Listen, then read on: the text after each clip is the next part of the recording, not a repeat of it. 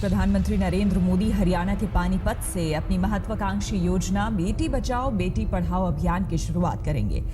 And today, in modern India, women are leading us to a better future. नारी शक्ति को भारत के सामर्थ्य की धुरी बनाने के लिए जो प्रयास कर रही है, अगर एक महिला शिक्षित होती है तो पूरा परिवार शिक्षित हो जाता है। मां कालिका के आशीर्वाद से उनको नई ताकत मिली है। महिलाओं को शिक्षित इसलिए होना है ताकि वो अपने अधिकारों का सही इस्तेमाल कर सके। मैं हूं बालाजी पांडे और आज की इस वीडियो में आइए जाने कि इंडिया में औरतें काम क्यों नहीं करती है, वहीं अमेरिका में काम करती है, यूरोप में पुरुष के कंपैरिजन में आधा काम करती है, अमेरिका में आधा काम करती है, लेकिन इंडिया में उतना क्यों नहीं करती है। इंडिया का जो वर्कफोर्स है वो मेल डोमिनेटेड क्यों है, तो इसको समझने के लिए सबसे पहले हमें LFPR क्या होता है ये समझना जरूरी है। तो इसके लिए एक एग्जाम्पल देता हूँ। तो सपोज कीजिए एक कोई गाँव है और उसमें 100 लोग रहते हैं, उसमें से 15 साल के ऊपर के आदमी जो काम या तो ढूंढ रहे हैं या कर रहे हैं उनकी संख्या 50 है। तो LFPR रेट हो गया 50%। और साथियों आपके नॉलेज के लिए मैं बता दूं LFPR रेट और जब अनएम्प्लॉयमेंट रेट का डेटा एनालाइज किया जाता है उसी से पता चलता है मार्केट में जॉब की कितनी गर्माहट। और दोस्तों हाल ही में जो एक सर्वे किया गया था centre for monitoring Indian economy CMIE के द्वारा, उसमें कहा गया था कि इंडिया का जो labour force participation rate LFPR है वो 39.5% है और ये LFPR पिछले 7 साल का सबसे लो है। तो अगर हम पुरुष की बात करें तो पुरुष 66% है LFPR रेट में। अगर वहीं हम महिला की बात करें तो महिला इंडिया के वर्कफोर्स में मात्र 8.8% ही योगदान दे रही है। तो दोस्तों इसके पीछे कारण क्या है कि इंडिया में महिलाएं काम नहीं कर रही है, आइए जानते हैं आज की इस वीडियो में।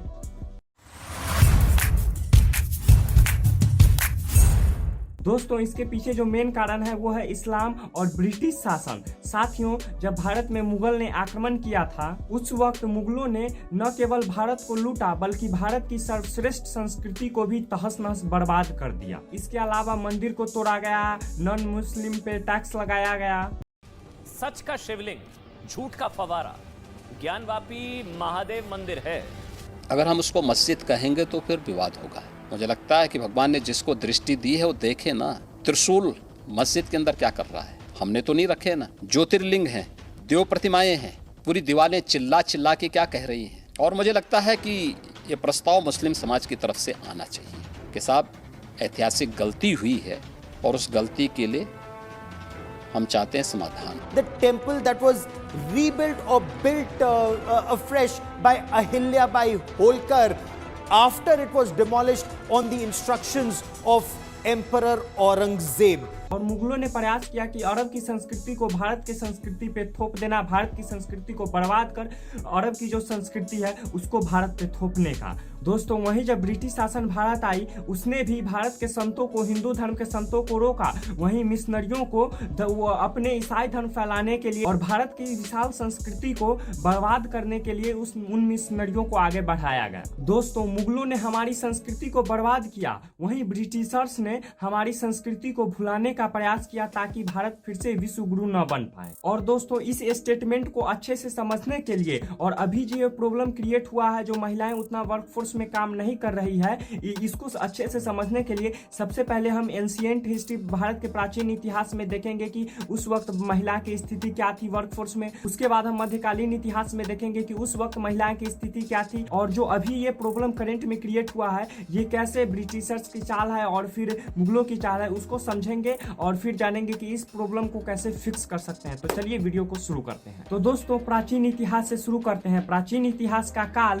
3000 ईसा पूर्व से लेकर 500 ईसा ईस्वी तक का था। इस काल में, प्राचीन काल में क्या क्या हुआ था इसको समझने के लिए मेनली 2 सब्जेक्ट को देखा जाता है। पहला तो है साहित्य, उस वक्त कौन कौन से साहित्य लिखा गया उस आधार पर हम इतिहास क्रिएट करते हैं। और दूसरा जो है वो है पुरातात्विक, यानी कि कोई पत्थर पे कुछ लिखा है, इसी आधार पर पुरातात्विक के आधार, आर्कियोलॉजी के आधार पर हम उस प्राचीन उस काल का हम पता लगाते हैं कि उस काल में क्या क्या हुआ था। तो दोस्तों वो जो साहित्य का कैटेगरी है जिससे हमें पता चलता है कि प्राचीन काल में क्या क्या हुआ था। उसमें है वेद, जैसे कि ऋग्वेद, सामवेद, यजुर्वेद, अथर्ववेद, फिर है संस्कृत, पाली, प्राकृत और दूसरे विदेशी साहित्य को, इसी टाइप के वेद सबको पढ़ के हमें पता चलता है कि उस वक्त उस काल में क्या क्या हुआ था। और पूरा तात्विक स्रोत में हो गया कि कहीं कुछ बर्तन मिला खनने के बाद, कहीं कुछ खनन हुआ तो वहां पे कुछ लिखा मिला, कुछ दीवार पर लिखा मिला, तो इसी प्रकार से जाना जाता है और नया इंफॉर्मेशन प्राप्त किया जाता है। तो दोस्तों जब ऋग्वेद के श्लोक को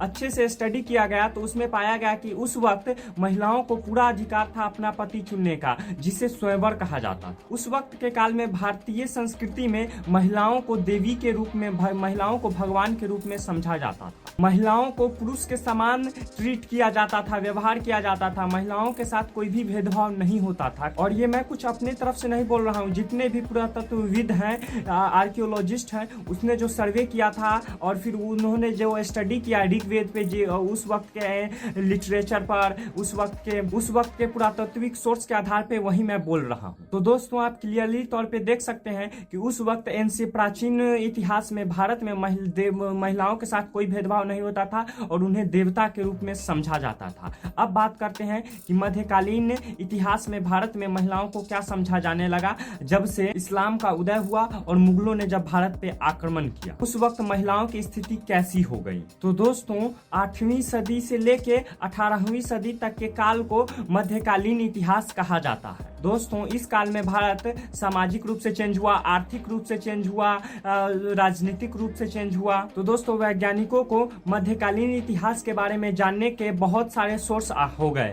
उसमें सिक्का हो गया, टेम्पल पे कुछ लिखा जाता था, उससे पता लगा लिया जाता था कि इस काल में क्या क्या हुए हैं। बहुत सारे अभिलेख मिलते हैं। इसके अलावा बहुत सारे हाथ से लिखे गए डॉक्यूमेंट है जिसमें ब्राह्मी लिपि, खरोष्ठी लिपि है। तो ओवरऑल मध्यकालीन इतिहास को जानने का बहुत सारा सोर्स मिल जाता है जिससे एकदम सटीक जानकारी प्राप्त होती है। तो दोस्तों भारत में मुगल शासन की स्थापना पानीपत के प्रथम युद्ध के बाद हो गई थी। इस पानीपत के प्रथम युद्ध को 21 अप्रैल 1526 को लड़ा गया था बाबर और इब्राहिम लोदी में पानीपत में। और यही मुगल शासन के स्थापना के बाद भारत के विशाल सर्वश्रेष्ठ संस्कृति को बर्बाद करने का काम शुरू किया जाता है और अरब के जो संस्कृति है उसे भारत पे थोपने का प्रयास किया जाने लगता है। दोस्तों मुगल काल में महिलाओं को पढ़ने का कोई अधिकार नहीं था, उन्हें काम करने का कोई अधिकार नहीं था बाहर। दोस्तों मुगल काल में महिलाओं को घर का काम करने को पर फोर्स किया जाता था, वहीं पुरुषों को बाहर का काम करने पर फोर्स किया जाता था। न पुरुष घर का काम कर सकते थे और न ही महिला बाहर का काम कर सकती थी। तो दोस्तों जब हम अपने संस्कृति की बात करें तो जब ऋग्वेद के श्लोक को वैज्ञानिकों ने एनालाइज किया तो पता चला कि महिलाएं और पुरुष बराबर थी। उस वक्त भारतीय संस्कृति में महिलाएं और पुरुष के काम के बीच, लिंग के बीच कोई भी भेदभाव नहीं किया जाता था। यानी कि महिलाएं उस वक्त बाहर का काम कर सकती थी, पुरुष घर का काम कर सकते थे, मतलब किसी भी प्रकार से कोई भी भेदभाव नहीं था। लेकिन जब से मुगल ने भारत पे आक्रमण किया और अरब की संस्कृति को भारत पे थोपने का प्रयास किया तो उस वक्त से महिलाओं को घर का काम करने पर फोर्स किया जाता था और पुरुष को बाहर का काम करने पर फोर्स किया जाने लगा। दोस्तों मैं आपको गारंटी दे सकता हूं कि एक भी खोज जो मानव को तकनीकी रूप से आगे बढ़ा सकता है या किसी भी क्षेत्र में मानव को आगे बढ़ा सकता है वो अरब से नहीं होगा। और दोस्तों यही कारण है कि जब भारत की संस्कृति को बर्बाद किया गया और अरब की संस्कृति को भारत की संस्कृति पर थोपने का प्रयास किया गया तो आज भारत में वुमेन पार्टिसिपेशन इन वर्कफोर्स नीचे जा रहा है। क्योंकि भारत का संस्कृति अगर अभी तक होता तो आज महिलाएं भी पुरुषों के साथ कदम से कदम मिला के चलती। और दोस्तों किसी भी विकासशील देश के लिए LFPR का नीचे जाना अच्छा नहीं होता है। तो दोस्तों इस समस्या के समाधान के लिए प्रधानमंत्री मोदी जी ने हरियाणा से बेटी बचाओ बेटी पढ़ाओ अभियान की शुरुआत करी। रुक करेंगे अगली खबर का। आज प्रधानमंत्री नरेंद्र मोदी हरियाणा के पानीपत से अपनी महत्वाकांक्षी योजना बेटी बचाओ बेटी पढ़ाओ अभियान की शुरुआत करेंगे। Harsh truths about Indian society that the Prime Minister pointed out today as the national Beti Bachao Beti Padhao campaign in Panipat, Haryana. अब से थोड़ी देर बाद बेटियों के भविष्य को उज्जवल बनाने के लिए प्रधानमंत्री मोदी शुरू करने जा रहे हैं, एक नए मिशन की शुरुआत करने वाले हैं। मोदी के इस मिशन का नाम है बेटी बचाओ बेटी पढ़ाओ। बेटी बचाओ बेटी पढ़ाओ अभियान के माध्यम से समाज की चेतना को जगाने का प्रयास किया। तो आशा करते हैं कि यह वीडियो अच्छा लगा होगा। मैं बालाजी पांडे, तब तक के लिए धन्यवाद।